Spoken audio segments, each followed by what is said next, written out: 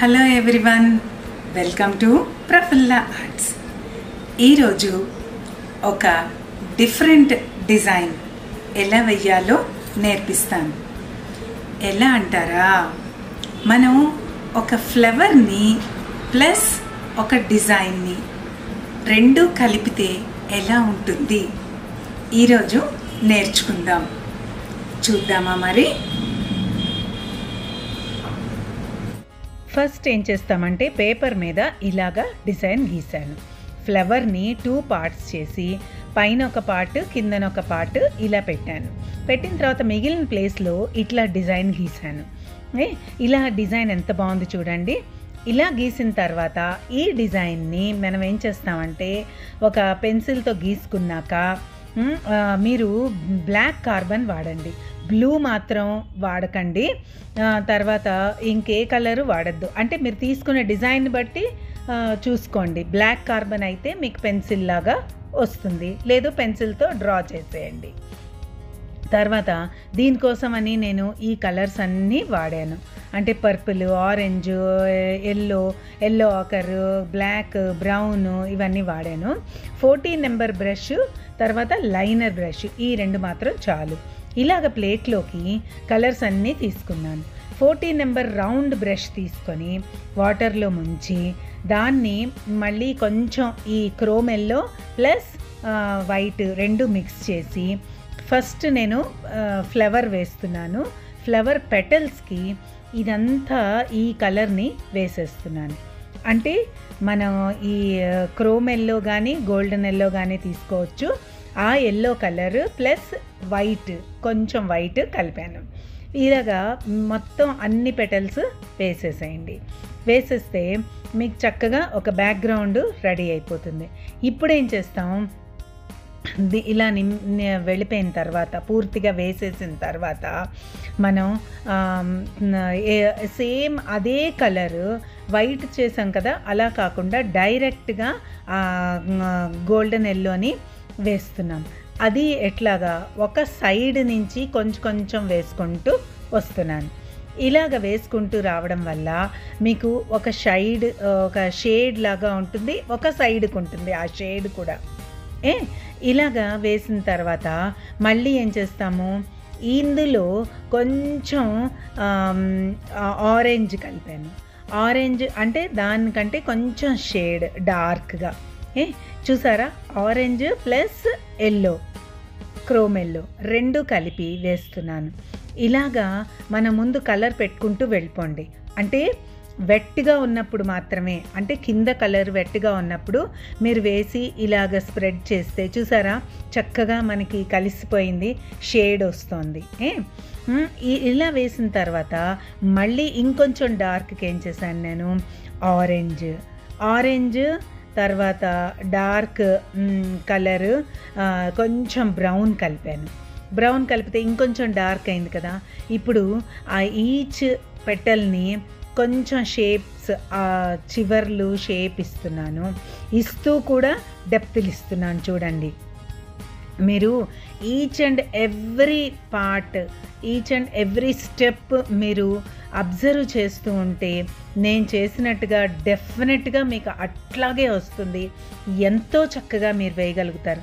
Shading ఇస్తున్నాను. ఈ shading కూడా స్టెప్ బై స్టెప్ ఇంక్రీజ్ చేస్తూ వస్తున్నాను. చూడండి, ఇంక్రీజ్ చేస్తూ రావడం వల్ల మీకు ఆ షేప్ ఎలా ఉంటుందంటే, ఇది 2 డైమెన్షన్ కదా, మనం వేసేది 2 డైమెన్షన్, కానీ ఇందులో 3rd డైమెన్షన్, అంటే డెప్త్ కూడా కనపడుతుంది. చూడండి, ఆ పెటల్స్ చక్కగా బెండ్ అయినట్టుగా, అంటే నేను ఇచ్చే షేడింగ్ని బట్టి మీకు ఆ షేప్ అనేది ఎంత చక్కగా కనపడుతుందో చూసారా. ఇప్పుడు ఏం చేస్తాం, హైలైట్స్ వైట్తో ఇస్తే లైట్ పడుతున్నట్టుగా, అంటే మన ఫ్లవర్ మీద లైట్ పడితే షైనింగ్ ఉంటుంది చూసారా, అలాగ షైనింగ్ ఉన్నట్టు కూడా మీకు కనపడుతుంది. ఇప్పుడు డార్క్ బ్రౌన్తో అక్కడక్కడ చిన్నగా కొంచెమే వేయాలి, ఎక్కువ వేయకూడదు. ఎక్కువ వేయకుండా కొంచెం కొంచెం వేసి దాన్ని మళ్ళీ మిక్స్ చేస్తూ ఈచ్ అండ్ ఎవ్రీ పెటల్లో అలాగ షేడింగ్ చేసుకుంటూ వెళ్ళండి.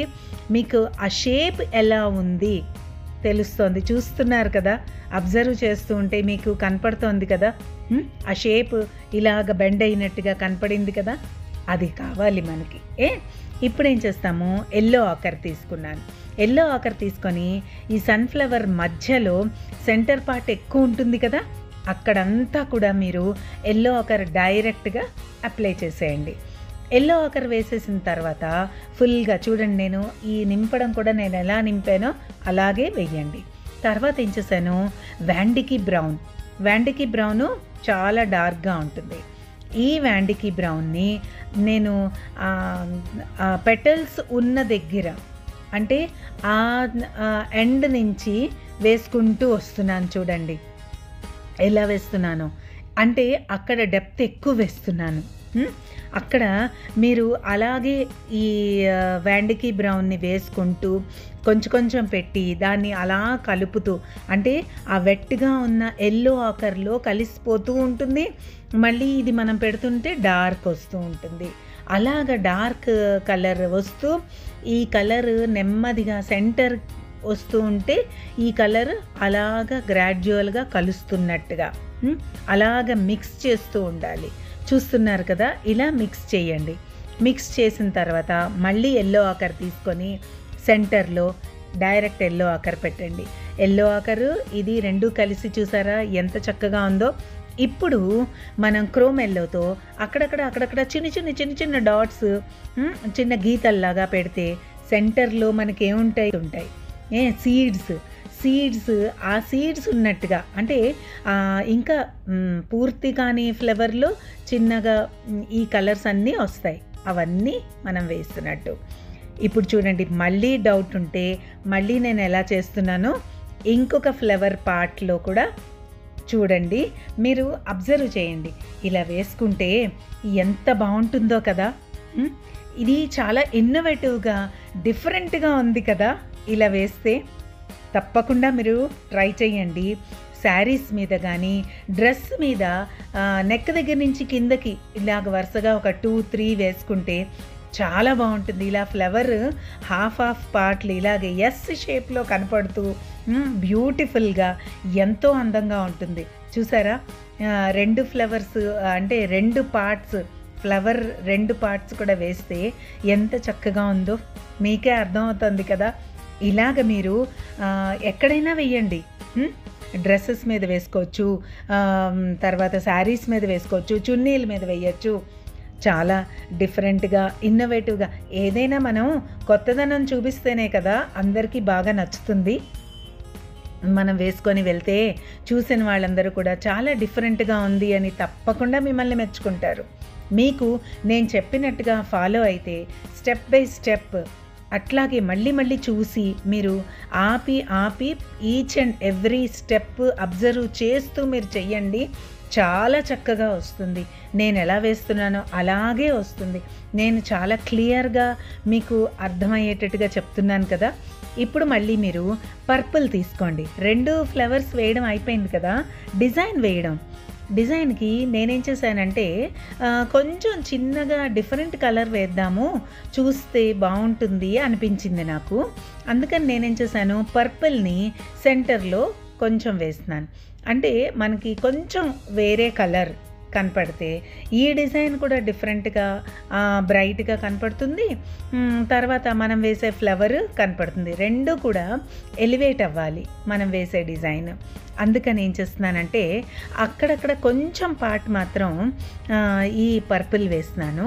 తర్వాత ఏం చేశాను, మళ్ళీ ఈ వ్యాండికీ బ్రౌన్తో లైన్స్ అవన్నీ కూడా లైన్స్ మిగతాదంతా కూడా నేను వ్యాండికీ బ్రౌన్తో గీసేస్తున్నాను. ఇలా వ్యాండికీ బ్రౌన్తో గీస్తే మనకి డెప్త్ వస్తుంది డిజైన్లో, చాలా బ్రైట్గా కనపడుతుంది. డిస్టర్బ్ చేయదు, మనం వేసిన ఫ్లవర్ని డిస్టర్బ్ చేయదు. తర్వాత ఆరెంజ్ కూడా వేస్తున్నాను కొంచెం, అంటే మనం అందులో వాడిన కలర్లు కొన్ని ఇందులో వాడుతూ మనకి ఫ్లవర్ డిస్టర్బ్ అవ్వకుండా చూసారా ఎంత బాగుందో. ఫస్ట్ ఆరెంజ్ వేశాను కానీ దానికన్నా కూడా డార్క్ వ్యాండికీ బ్రౌన్ వేస్తే ఇంకా ఎక్కువగా చక్కగా ఎన్హాన్స్ అయినట్టుగా కనపడింది. అందుకనే నేనేం చేశాను, మొత్తం అంతా కూడా డార్క్గా వేసేసాను. డిజైన్ డార్క్గా, పక్కని ఫ్లవరు ఎంత చక్కగా ఉందో చూసారా. ఇలాగే మీరు వేసుకోవచ్చు. చూడండి, ఈ ఫ్లవర్ తర్వాత డిజైను, ఆ పెటల్స్ అలా వంగడం పక్కకి, సెంటర్ పార్ట్ ఇలాగ మనకి షేడ్స్ ఇవన్నీ కూడా ఎంతో చక్కగా వచ్చాయి కదా. మరి ట్రై చేయండి, ఓకేనా?